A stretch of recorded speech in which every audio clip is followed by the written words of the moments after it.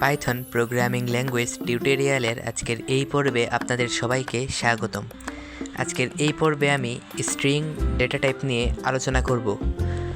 গত lecture video টিউটোরিয়ালে আমি আলোচনা করেছিলাম ডেটা টাইপ কী তা নিয়ে। আপনারা যদি সেই ভিডিওটি দেখে না থাকেন তাহলে অবশ্যই সেই ভিডিওটি দেখেই এই ভিডিওতে আসবেন।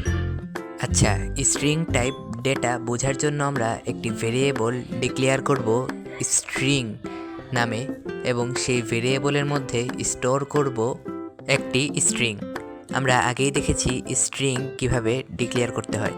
হয় আমরা ডাবল কোটেশন কিংবা সিঙ্গেল কোটেশনের মধ্যে স্ট্রিং ডিক্লেয়ার করতে পারি, অর্থাৎ এই সিঙ্গেল কিংবা ডাবল কোটেশনের মধ্যে আমরা যাই লিখব তাই স্ট্রিং হবে। এখন পরের লাইনে যদি আমরা এই স্ট্রিং ভেরিয়েবলটিকে প্রিন্ট করে দেই তাহলে টার্মিনালে আমরা স্ট্রিং ভেরিয়েবলটির আউটপুট দেখতে পাবো। কিন্তু আমরা স্ট্রিং ভেরিয়েবলটির আউটপুট দেখতে চাচ্ছি না, আমরা দেখতে চাচ্ছি স্ট্রিং ভেরিয়েবলটির টাইপ। তো এর জন্য আমরা টাইপ ফাংশনের মধ্যে স্ট্রিং ভেরিয়েবলটিকে বসিয়ে দিয়ে প্রোগ্রামটিকে রান করলে কনসোলে আমাদের দেখাচ্ছে এটি স্ট্রিং টাইপ ভেরিয়েবল। আচ্ছা, এখন যদি আমরা সিঙ্গেল কোটেশনের জায়গায় ডাবল কোটেশন দিয়ে সিঙ্গেল কোটেশন দুটো কেটে দিয়ে প্রোগ্রামটি রান করি তাহলে আমরা দেখতে পাচ্ছি কনসোলে যে এখানে একই ফলাফল দেখাচ্ছে। এটি আমাদের প্রোগ্রামে কোনো পরিবর্তন আনবে না।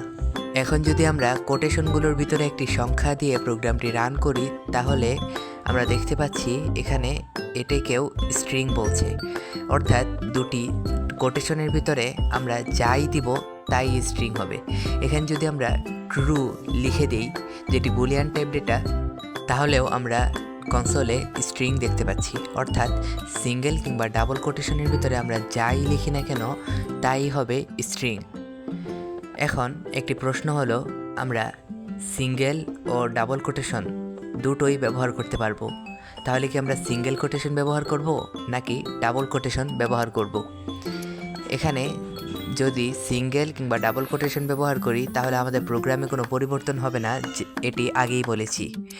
কিন্তু বেস্ট প্র্যাকটিস হলো আমরা যখন কোনো ক্যারেক্টার সিঙ্গেল ক্যারেক্টার অর্থাৎ ধরা যাক এই ক্যারেক্টারটি শুধু লিখব তখন আমরা সিঙ্গেল কোটেশন ব্যবহার করব।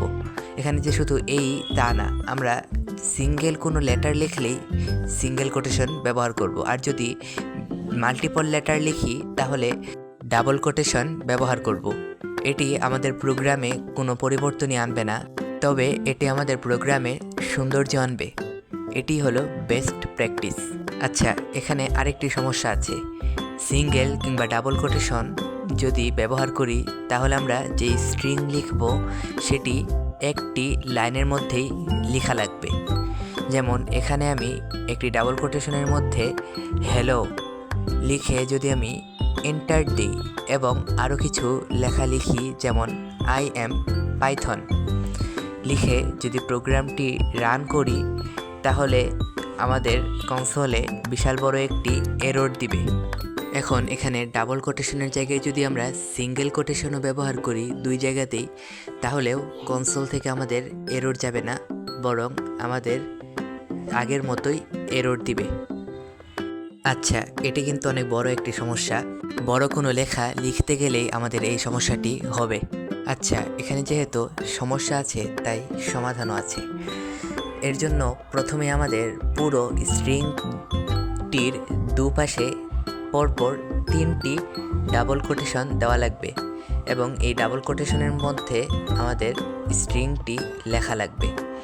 এখন যদি আমরা রান করি তাহলে এখানে str দেখাচ্ছে। আমরা টাইপ ফাংশনটি কেটে দিয়ে যদি আবার রান করি তাহলে সঠিকভাবে আমাদের দুটি লাইন প্রিন্ট করে দেখাচ্ছে একটির পর একটি।